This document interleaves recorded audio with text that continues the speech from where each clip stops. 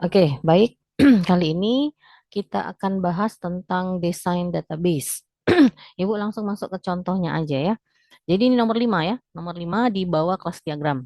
Jadi yang kemarin Anda buat kelas diagram di bagian ini, kemudian nomor 5-nya di desain database. Ya. Nah, yang perlu Anda perhatikan bahwa desain database itu terdiri dari tabel-tabel. Tabel atau file. Kalau di istilah sistem berkas namanya file. Jadi ini yang akan Anda rancang di database-nya masing-masing. Apakah misalnya nanti Anda pakai SQL, MySQL, Oracle, terserah bebas. Ya. Nah, tabel ini nanti Anda buat seperti ini. Misalnya ada tabel mahasiswa. Oh ya, perlu Anda perhatikan bahwa satu tabel itu bisa terdiri dari satu atau lebih kelas-kelas. Ya, satu tabel itu bisa terdiri dari satu atau lebih kelas-kelas. Artinya bahwa kemungkinan satu tabel itu dia isinya beberapa kelas. Misalnya, atau bisa saja satu tabel itu satu kelas. Jadi nama kelasnya itulah nama tabelnya boleh juga. Jadi jangan bukan berarti bahwa banyaknya kelas itu sama dengan banyaknya tabel, belum tentu. Karena tergantung dengan rancangan masing-masing. Nah, tabelnya nanti Anda buat seperti ini ya. Berapapun banyaknya tabel yang Anda buat seperti ini. Jadi dia terdiri dari 5 kolom. Yang pertama adalah kolom nomor, kemudian nama atributnya, kemudian panjang karakternya, tipe datanya, dan keterangan. Misalnya di sini Ibu contohkan ada tabel mahasiswa ya, terdiri dari 4 atribut. Nah, atribut ini kalian lihat di kelas ya, di kelas terutama di kelas diagram apa atributnya, misalnya NIM, berapa panjang karakternya, misalnya ada 8, apa tipe datanya. Nah, tipe data menyesuaikan dengan bahasa pemrograman yang nanti bakal Anda rancang. Ya, misalnya di angka saja, angka misalnya pakai integer. Kemudian keterangannya buat kondisi atribut ini seperti apa? Misalnya NIM itu adalah primary key. Primary key perlu Anda ketahui, primary key adalah kunci yang unik. Ya, atribut yang unik. Unik itu apa maksudnya? Bahwa misalnya kalau kita buat NIM, NIM itu kan tidak ada yang sama. Setiap mahasiswa itu berbeda-beda NIM-nya, tidak boleh ada yang sama. Oh, berarti dia unik. Artinya setiap record di dalam sebuah tabel itu tidak punya NIM yang sama. Bisa kita katakan sebagai primary key. Ya, ada nama mahasiswa, tempat tanggal lahir, dan seterusnya. Begitu juga dengan tabel-tabel berikutnya. Jadi buat spesifikasinya. Ya, misalnya ada tabel nilai, ada tabel lain. Berapapun banyaknya tabel yang Anda rancang nantinya, Anda masukkan ke dalam desain database. Karena ini, tabel-tabel ini bakal Anda masukkan di database-nya masing-masing, di pemrogramannya masing-masing. Ya, silakan di screenshot biar tahu apa saja isi dari desain database. Sudah di screenshot? Sudah, Bu. Oke, sudah ya. Sudah, Bu. Oke, yang keenam, saya rasa ini tidak perlu saya uraikan lebih detail karena saya rasa Anda sudah tahu, apalagi kalau kalau Anda sudah membuat kelas diagram.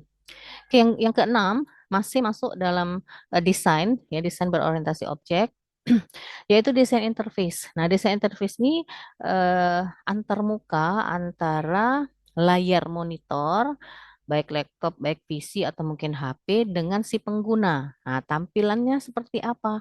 Misalnya nih, saya contohin di program kamu nantinya ada halaman login. Oh, seperti ini tampilan yang akan kamu rancang nantinya. Yang nantinya rancangan ini akan diimplementasikan ke bahasa pemrograman. Ya, misalnya nih ada halaman login di mana dia misalnya terdiri dari atribut user ID. User ID itu misalnya panjang karakternya ada berapa ini? 2, 4, 6, 8. Ya, user ID-nya 8, user ID-nya hanya angka saja. Ya, jadi kalau dia angka saja, isiannya biasanya dinotasikan dengan angka 9. Kemudian password. Password ini misalnya sifatnya bisa angka, bisa huruf, bisa simbol misalnya ya.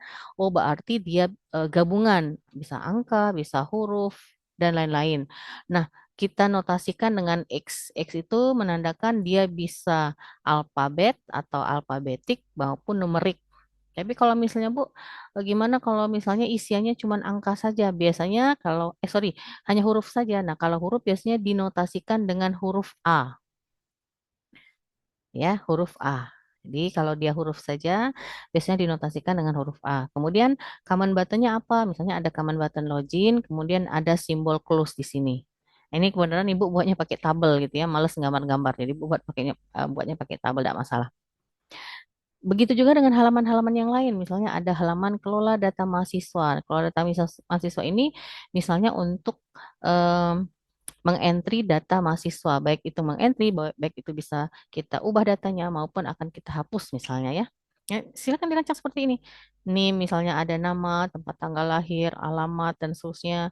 Kemudian ada perintah untuk mengelola data mahasiswa ini dengan add untuk nambah datanya, kemudian dengan edit untuk apa namanya untuk mengedit atau untuk mengubah datanya, dengan delete untuk menghapus datanya, misalnya seperti itu. Tapi tidak semua tampilan itu ada delete-nya karena bahaya. Delete itu justru harus dihindari ya. Untuk menghapus satu record dalam sebuah data itu biasanya jarang menggunakan delete. Ya, jadi jangan ini Ibu cuma nyontohin aja, tapi usahakan nanti kamu misalnya pada saat mau melakukan transaksi, baik itu apapun transaksinya, usahakan delete itu jangan ada. Ya, jangan ada. Karena kita tidak bisa menemukan riwayat transaksi kalau misalnya ada simbol delete.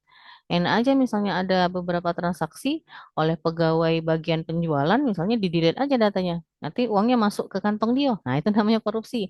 Makanya jarang sekali informasi yang ditampilkan dalam sebuah program itu ada simbol delete-nya. Ya. Nah, dan seterusnya. Jadi tampilan apapun yang akan kamu rancang di dalam program, buatlah dia di dalam bagian desain interface.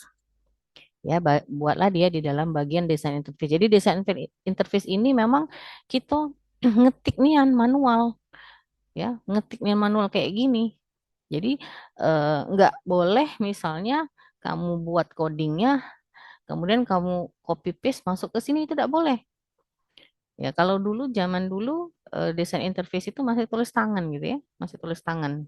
Nah, sekarang kan sudah canggih. Kalau ibu kan buatnya pakai Microsoft Word, mungkin kamu buatnya pakai Figma, mungkin buatnya pakai Visio dan lain-lain. Silakan gunakan aplikasi untuk mendesain interface. Ya, jadi desain interface ini mulai dari menu utama, nak ya. Mulai dari menu utama, kemudian ada menu-menu apa saja. Nah, ini Ibu nyontohin yang tidak menu utama. Semuanya ditampilkan. Apapun tampil halamannya tampilkan di bagian desain interface. Ya semuanya ya. Makanya Ibu buat di sini dan seterusnya. Nah, kalau tadi masih masuk ke poin desain ya, 5 titik berapa? 5.2 ya, misalnya di metode yang kamu pakai kan, misalnya desain itu nomor 2 misalnya, tapi kalau misalnya di metode yang kamu pakai itu nomor 3 berarti 5.3 ya. Oke, nah setelahnya itu biasanya ada eh, pengembangan misalnya ya, misalnya ada bagian namanya pengembangan. Nah, pengembangan ini kan berarti tampilan yang sudah jadi. Nah, baru kamu screenshot. Jadi program yang sudah ada itu, ya kamu program yang sudah ada itu kamu screenshot, kamu masukkan di sini. Mulai dari halaman login misalnya pertama halaman login. Oke, ini rancangan halaman loginnya, implementasi ke programnya mana? Masukkan ke bagian ini. Jadi di sini boleh kamu buat tutorial, ya, buat tutorial. Kayak misalnya eh, oh, ibu udah buka pula ya. Dah, biarlah. Jadi screenshot taruh ke sini. Ini halaman login. Nah, misalnya halaman login. Nah, screenshot. Misalnya yang ini yang kita screenshot ya. Taruh lah misalnya ya. Screenshot masuklah ke sini. Nah, ini halaman login. Misalnya ya. Lagi ada halaman apa lagi? Halaman kelola data misalnya mahasiswa. Screenshot lagi taruh di sini. Jadi semua yang ada di pengembangan ini atau misalnya di metode kamu namanya coding misalnya ya, boleh masukkan semua yang kamu buat di desain interface harus ada implementasinya di sini. Ya, harus ada di implementasinya di pengembangan atau di coding atau apalah namanya di situ. Oke. Nah, yang berikutnya adalah misalnya ada setiap metode biasanya ada testing atau pengujian. Nah, kamu buat teorinya saja karena kita nggak sampai pengujian. Kalau misalnya kamu sampai ke pengujian, nggak selesai sampai 1 semester, nah ya. Orang skripsi aja nggak sampai pengujian, paling pengujian sedikit-sedikit gitu. Ya, buat aja teori pengujiannya. Kalau ada implementasi, misalnya implementasi akan diterapkan di objeknya, silakan buat teorinya saja. Kemudian ada pemeliharaan juga, silakan buat teorinya saja. Jadi yang paling penting itu adalah Anda buat mulai dari proses bisnis sampai dengan implementasi ini atau sampai dengan pengembangan hasil codingnya. Selesai ya. Nah, selesai baru bab berikutnya, bab 6 buat kesimpulan dasaran. Jadi apa yang Anda hasilkan, Anda simpulkan di bagian bab 6 ini dan saran apa yang akan Anda tawarkan kepada misalnya pengembangan aplikasi lain mengenai objek yang sudah kamu buat saat ini. Ya. Terakhir, saya rasa daftar pustaka ya buat bagian akhirnya. Daftar daftar pustaka. Pas sebenarnya daftar pustaka kan sudah ada di bagian yang pertama kan. Nah, kamu buatlah rujukan-rujukan yang kamu ambil dari beberapa website boleh, beberapa e-books boleh, atau beberapa buku juga boleh. Nah, saya rasa itu saja eh, yang mesti saya jelaskan mengenai materi kita kali ini, desain database dan desain interface.